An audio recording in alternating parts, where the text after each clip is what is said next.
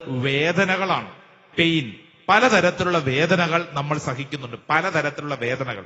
അത് ശാരീരികമായ വേദന മാത്രമല്ല, കുടുംബത്തിലൊക്കെ അനുഭവപ്പെടുന്ന പല കാര്യങ്ങളും നമ്മളെ വേദനിപ്പിക്കുന്നു, വളരെ പെയിൻഫുൾ ആണ്. എന്നാൽ യേശുവിന്റെ കുരിശുമരണം നമുക്ക് നൽകുന്ന സൗഖ്യം ഈ വേദനകളിൽ നിന്ന് നമുക്കൊരു വിടുതലാണ്. തുറന്നു വായിക്കാവുന്നത് യെശയ്യായുടെ പ്രവചനം 53:4, book of Isaiah chapter 53 verse 4. നമ്മൾ ഇതിനു മുമ്പ് വായിച്ച വചനമാണ്. പക്ഷെ ഇവിടെ നമ്മൾ വായിക്കുമ്പോൾ ഒരു കാര്യം നമ്മളെ പരിശുദ്ധാത്മാവ് ഓർമ്മപ്പെടുത്തും. 53:4, അവൻ നിന്ദിക്കപ്പെട്ടു, നാം അവരെ ബഹുമാനിച്ചതുമില്ല. നമ്മുടെ വേദനകളാണ് യഥാർത്ഥത്തിൽ അവൻ ചുമന്നത് വഹിച്ചത്. Praise the Lord, hallelujah. ആരുടെ വേദന? എന്റെ വേദന.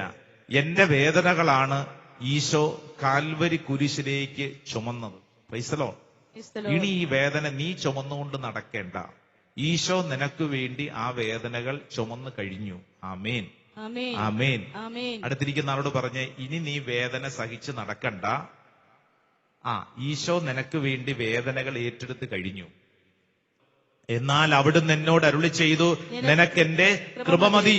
എന്തെന്നാൽ ബലഹീനതയിലാണ് എന്റെ ശക്തി പൂർണ്ണമായി പ്രകടമാവുന്നത്.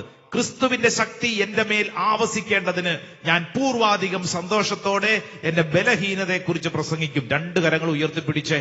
പലതരത്തിൽ മുറിവുകളും വേദനകളും ഉള്ളവരാണ് നമ്മൾ.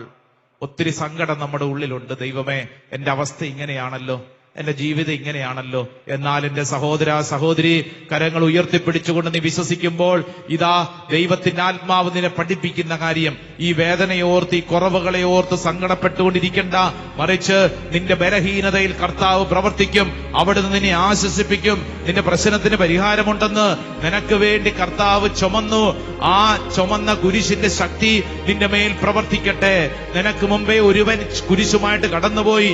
അവൻ നിന്റെ വേദനകൾ ഏറ്റെടുത്തു.